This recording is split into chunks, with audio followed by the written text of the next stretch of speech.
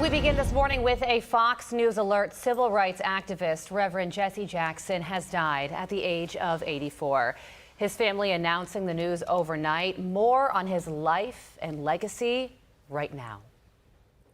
Put your hands together for our leader, the Reverend Jesse Jackson. Civil rights leader, politician, and community activist Jesse Louis Jackson was born October 8, 1941 in Greenville, South Carolina. He met Jacqueline Lavinia Brown. They got married in 1962 and together had 5 children. At that time, in the early 60s, the country was in the throes of the civil rights movement. Will they be able to sit down together at the table of brotherhood? I have a dream. Jackson says he was so inspired by Dr. Martin Luther King, he went to work for him and was with King when he was assassinated in 1968. Actually succeeded Dr. King after King's assassination in 1968 as the premier leader of the civil rights movement. I never stopped serving. In 1971, Jackson founded a group called People United to Save Humanity, or Operation Push. Jackson ran for the presidency in 1983, but lost the Democratic nomination to Walter Mondale. In a second try in '88, Jackson landed second place in the Democratic primaries, falling short to then Massachusetts Governor Michael Dukakis. He played a significant role in the transition, to some extent, of the civil rights movement from protest to politics. Around this time, the civil rights leader formed a group he named the Rainbow Coalition because it was made up of people from all races and ethnic backgrounds. That is the unfinished business that I'm about, fighting for equal opportunity for all Americans and peace in the world. But Jackson's reputation took a major hit in early 2001. A tabloid broke the news that the Reverend fathered a child out of wedlock with one of his aides, Karen Stanford. Some supporters were outraged, but several civil rights leaders spoke out in support of Jackson. And Reverend Jackson will get up, brush himself off, and keep on marching. And we'll be marching right there with him. Congratulations. Over the years, Jackson was recognized over and over again for his work on equal rights and efforts to help the less fortunate. He collected over 35 honorary degrees. Reverend Jesse Jackson is just so special, not just to us, not just to our country, but to our world. Supporters say in the last several decades, Jesse Jackson did more than anyone to move this country's civil rights agenda forward. We now have the first African-American president. It would not have been possible if it were not for Reverend Jesse Louis Jackson. I've sought to be a long-distance runner. I would like to be measured by my box score, not by the home run or the strikeout, but being a long-distance servant. And Jackson's followers promised the movement will continue. We are not afraid. Mike Tobin, Fox News.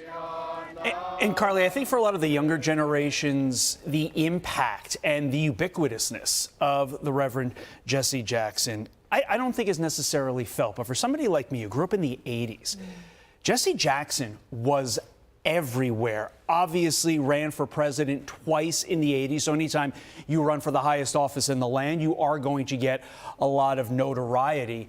But I would argue that in terms of when I think of the 80s, 2 people that stand out as being ever present in the 80s, Jesse Jackson and Donald Trump. And I don't think the connection between the 2 of them can be overstated. I am very curious to see what Donald Trump has to say online, in an interview, on tape, when he learns of this news and actually ends up talking about it. But here's an individual who had a controversial but definitely extremely varied career. Here's somebody who actually helped win the release of several detained and captured Americans around the world. In 1999, negotiated the release of 3 U.S. soldiers held in what was then Yugoslavia. But then, as you heard in Mike Tobin's report, there were the accusations of having a child out of wedlock. Controversial, noteworthy, and I understand also there's definite friction between the Obama camp and the Jesse Jackson camp, but I don't think we can look at Obama and say he would be there if not for the groundwork laid by Jesse Jackson. And he's the ever-present figure, of course, in Chicago and Illinois. When I went to a baseball game in Chicago that the new Pope was speaking at. I interviewed his son and met Jesse Jackson, and at the time, this was last year, he was in a wheelchair but surrounded by his family. So it's, as we've been reflecting on his life and passing, it was a family man, and his family will certainly be huddling around him and each other today while they mourn the loss of this civil rights leader, somebody who has had a great impact on the direction of the Democrat Party. In 1984, he ran, and also received pushback even from within his own party, saying that his ideas were too progressive at the time. But we are talking about him today as he has led a very consequential life. With that, let us bring in Kenneth Moales Jr., pastor and faith ambassador. Pastor, great to have you on the program on this historic morning, the passing of Jesse Jackson. I don't want to view our discussion through the lens of politics necessarily. I want to view it through the lens of faith. As a faith leader yourself, what did Jesse Jackson mean to you? He represented a voice of young African Americans. We have to remember that his place on the team was as a coordinator for SNCC, which was the Student Nonviolent Coordinating Committee. He was able to bring in the college students and make them part of the rallies. He was able to bring a voice to Dr. King that said, hey, this movement is not just about African Americans, it's not just about civil rights, it's about the future. And his presence at the table, his presence in the meeting, all of that is what made the movement so powerful. What will his legacy be?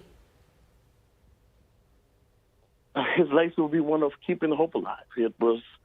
There is no President Obama without Reverend Jesse Jackson. He is the precursor. He is the one that spoke to the Democratic Party in 1984, which sets up the opportunity for him to run and be the first African-American candidate to run and have that presence as a Democratic vote. It's not a coincidence that we see the young senator from Chicago speaking to the Democratic Party, and then through his speech, elocutionary skills, and faith at that time, it's thrust him into the forefront of the movement. So his legacy would be that, and you can see it right now through those he's mentored, and they're all young people, whether it's James G. or Reverend Otis Moss III, one of great gentlemen there in Chicago, Illinois, Lamel McMorris, and even almost his spiritual son or person who's personally mentored, the Reverend Dr. Jamal Harrison Bryant. His touch and legacy is a continuation through not just the Rainbow Coalition, but how he's informed and even empowered the next generation of leaders that would advocate for the marginalized and for those whose voice is not being heard. Pastor, I want to go back to something, and you alluded to it in your last answer there. The generational differences between how people of my age, maybe your age, our age, view Jesse Jackson as kind of being that ubiquitous figure. I know older generations remember him at the hotel in Memphis when Dr.